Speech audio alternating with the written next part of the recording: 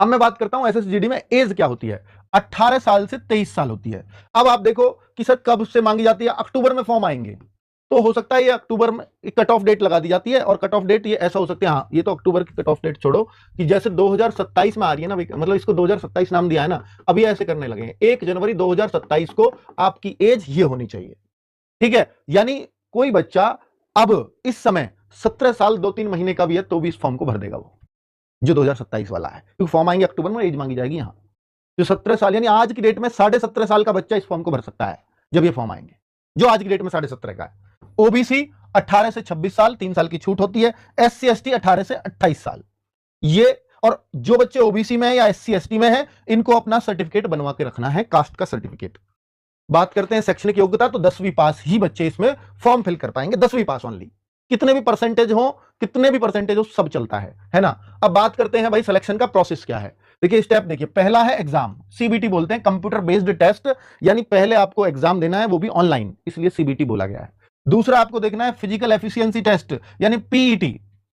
PET क्या है sir, ये रनिंग है, सिर्फ 5 किलोमीटर की रनिंग करनी है लड़कों को 24 मिनट में, लड़कियों को 8.5 मिनट में 1600 दौड़ना है, ठीक है। और पीएसटी ये फिजिकल नापतोल है, नापतोल में हाइट 170 सेंटीमीटर चाहिए, फिर है ये दोनों चीजें एक ही दिन हो जाती हैं। फिर डॉक्यूमेंट वेरिफिकेशन और मेडिकल, ये दोनों ही चीजें एक दिन हो जाती हैं।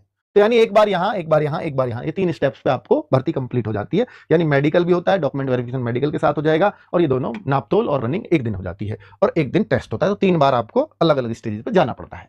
क्लियर, चलो।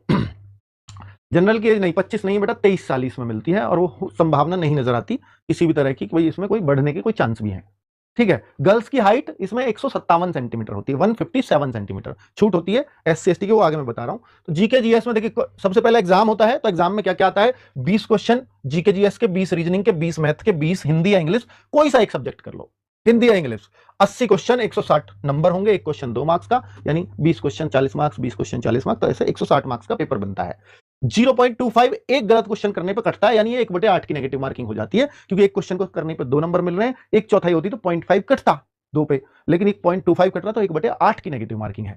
और हाँ, एनसीसी के बोनस मार्क्स मिलते हैं, 160 का 5%, मैक्सिमम मार्क्स का 5% मिलता है सी सर्टिफिकेट पे, यानी 16 8 नंबर एनसीसी के सी सर्टिफिकेट पे मिलते हैं।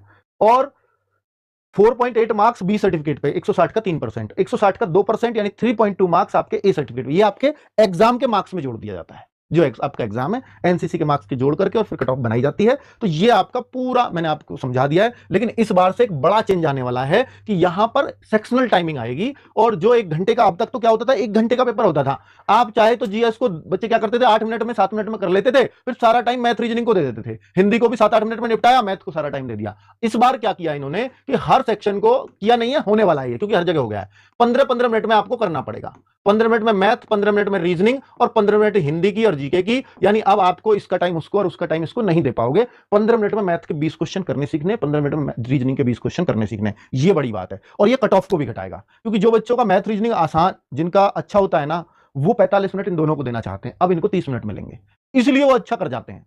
अब क्या है कि 30 मिनट में 40 क्वेश्चन करना उनके लिए बहुत मुश्किल हो जाएगा बच्चों के। इस अब कोशिश ये करनी है कि 15 मिनट में करना है मैथ, तो 16-17 क्वेश्चन बढ़िया से ढूंढ लो, 20 की अब मुझे कोई जरूरत नहीं है।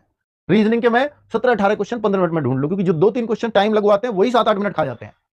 तो अब वो 2-3 क्वेश्चन हमें छोड़ने हैं बस, वो कैसे है उसका तरीका सिखाया जाएगा, है ना। चलिए, तो ये इस बार नया